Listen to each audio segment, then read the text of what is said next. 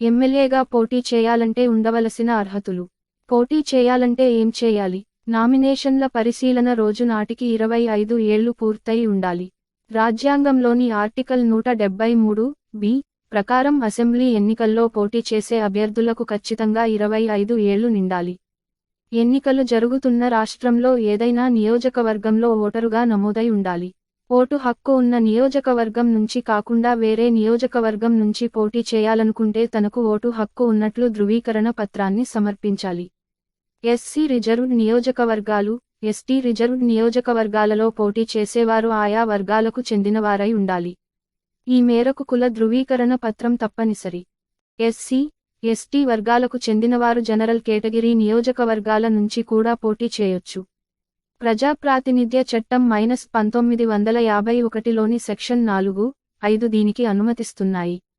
ఒక రాష్ట్రంలో ఓటు హక్కు ఉండి, మరో రాష్ట్రంలో పోటీ చేయడానికి వీల్లేదు. ప్రజాప్రాతినిధ్య చట్టంలోని సెక్షన్ 5 ప్రకారం ఇలాంటి అవకాశం లేదు. అసెంబ్లీ ఎన్నికలలో పోటీ చేసే రాష్ట్రంలోనే ఓటు హక్కు ఉండాలి. ఏ కేసులోనైనా దోషిగా నిర్ధారణై 2 ఏళ్ల జైలు శిక్ష పడితే ఎన్నికలలో పోటీ చేయడానికి అనర్హులు. ప్రజాప్రాతినిధ్య చట్టం -1951లోని సెక్షన్ 8(3) ప్రకారం అలాంటివారు ఎన్నికలలో పోటీ చేయడానికి అనర్హులు. దోషిగా తేల్చుతూ ఇచ్చిన తీర్పుపై స్టే ఉంటే ఆ సమయంలో ఎన్నికలలో పోటీ చేయొచ్చని సుప్రీంకోర్టు ఓ కేసులో చెప్పింది.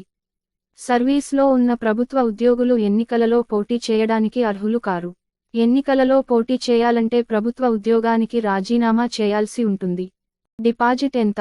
చట్ట ప్రకారం తమకు అన్ని అర్హతలు ఉన్నాయి అనుకున్నవారు అసెంబ్లీ ఎన్నికలలో పోటీ చేయాలనుకుంటే అందుకు కొంత మొత్తం సెక్యూరిటీ డిపాజిట్గా చెల్లించాలి.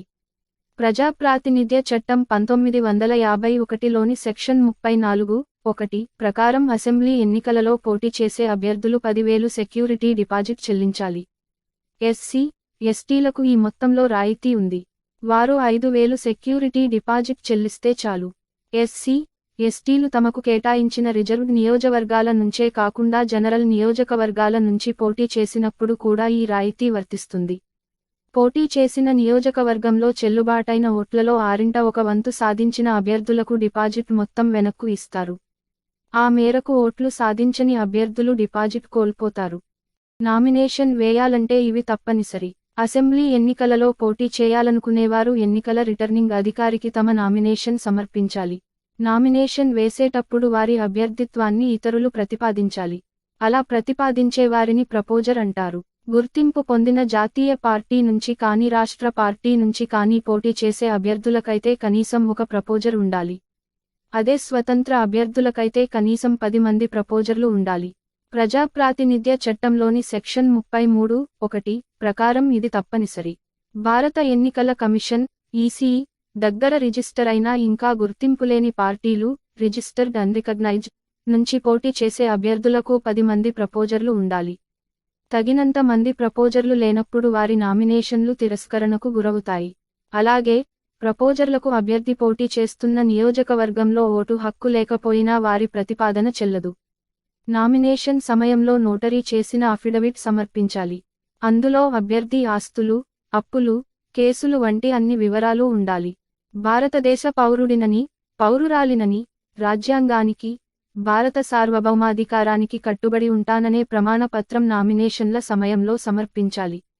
వీటితో పాటు నామినేషన్ల సమయంలో రిటర్నింగ్ అధికారి అడిగే ఏ ధృవపత్రాన్నైనా అభ్యర్థులు సమర్పించాల్సి ఉంటుంది. ఇందుకు నామినేషన్ల పరిశీలన తుది గడువు వరకు సమయం ఉంటుంది. ప్రజాప్రాతినిధ్య చట్టం -1951లోని సెక్షన్ 36 ప్రకారం అభ్యర్థుల నామినేషన్లను పరిశీలించే, అర్హత నిర్ణయించే అధికారం రిటర్నింగ్ అధికారిదే. నామినేషన్ వేసేటప్పుడు ఎంతమంది వెళ్లాలి? నామినేషన్లు వేసేటప్పుడు చాలా మంది అభ్యర్థులు భారీ ఊరేగింపుగా వెళ్తుంటారు. అయితే రిటర్నింగ్ అధికారి కార్యాలయానికి 100 మీటర్ల పరిధిలోపు మాత్రం ఇలాంటి ఊరేగింపులకు అనుమతి ఉండదు. ఆ 100 మీటర్ల దూరంలోకి గరిష్టంగా 3 వాహనాలనే అనుమతిస్తారు. రిటర్నింగ్ అధికారి కార్యాలయంలోకి కూడా పెద్ద సంఖ్యలో జనం వెళ్లడానికి వీల్లేదు. అభ్యర్థి సహా మొత్తం 5గురు మాత్రమే వెళ్లడానికి అనుమతి ఉంటుంది. నామినేషన్ పరిశీలించేటప్పుడు అభ్యర్థి, ఆయన ఎలక్షన్ ఏజెంట్, ఆయన ప్రపోజర్లలో ఒకరు, మరొక వ్యక్తి ఎవరైనా, న్యాయవాదిని తీసుకెళ్లొచ్చు, వెళ్ళొచ్చు. ఇతరులు ఎవరూ వెళ్లడానికి వీల్లేదు.